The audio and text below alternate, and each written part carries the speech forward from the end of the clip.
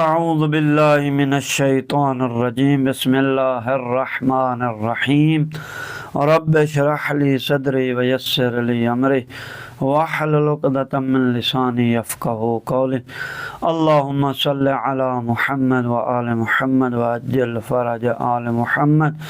میرے سامعین محترم ناظرین گرامی، انشاءاللہ آپ خیریت سے ہوں گے۔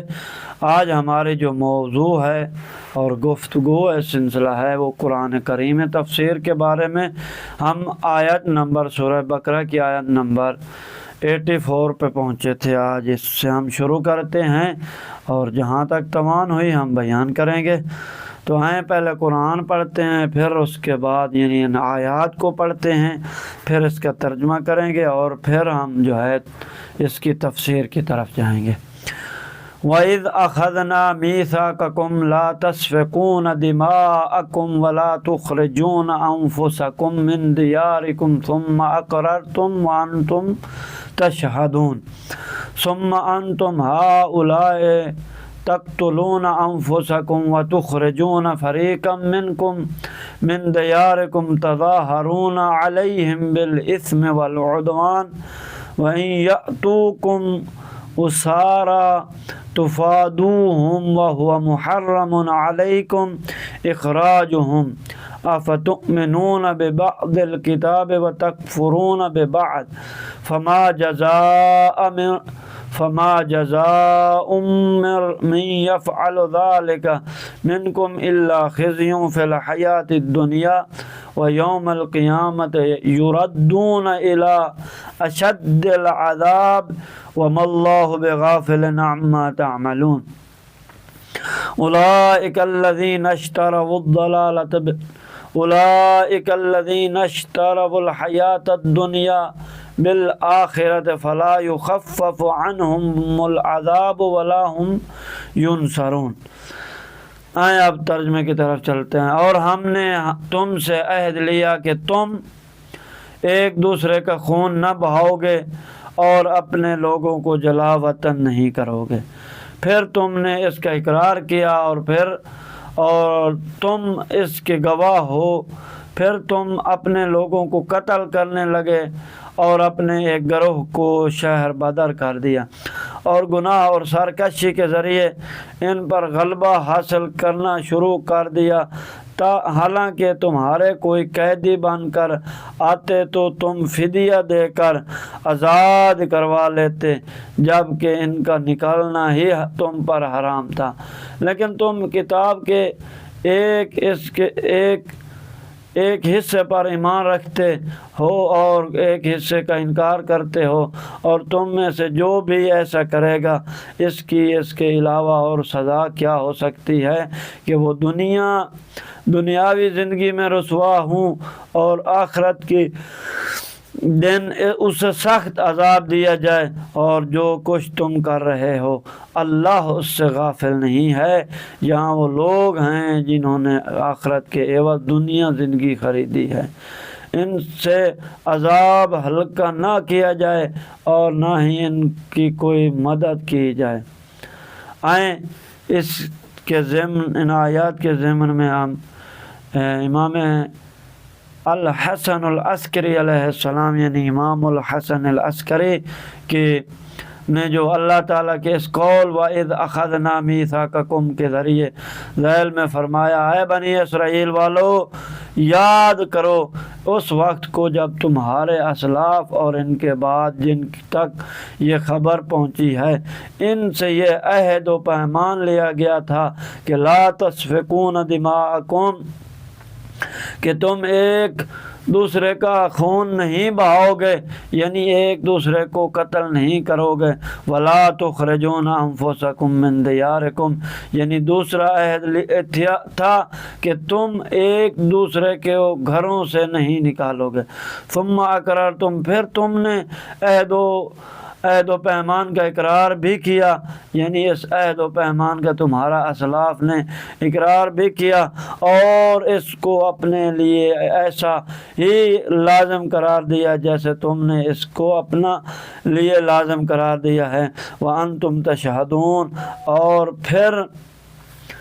تم اور تمہارے اسلاف اس پر گواہ بھی قرار پائے، ثم اقررتم ثم انتم، اے یہودیوں پھر تقتلون انفسکم، پھر تم نے عہد کی مخالفت کرتے ہوئے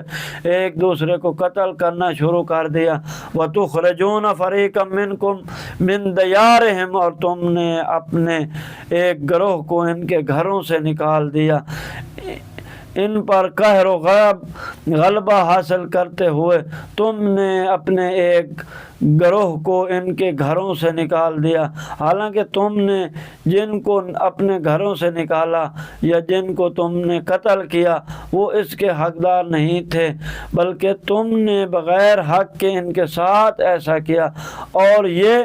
فقط ظلم و بربریت اور گناہ کرتے ہوئے تم نے ایسا کیا تھا اور تم ظلم و تجاوز کرنے میں ایک دوسرے کے ساتھ تعاون کرتے رہے اور ایک دوسرے پر غلبہ حاصل کرتے رہے، جبکہ یہ عہد و پیمان کی مخالفت تھی۔ وَإِن يَأْتُوكُمْ، یعنی جن لوگوں کو تم نے گھروں سے نکال دیا، وہ مراد ہے کہ جن کو تم گھروں سے نکالنے اور ارادہ رکھتے ہو اور ظلم و عدوان کے تحت ان کو قتل کرنے کا ارادہ رکھتے ہو، یأتوکم اسارا، یعنی جب تمہارے اور ان کے دشمن ان میں سے کسی کو قیدی بنا لیتے ہیں تو پھر تم نے اپنے اموال سے ان کا فدیہ دے کر ان کو آزاد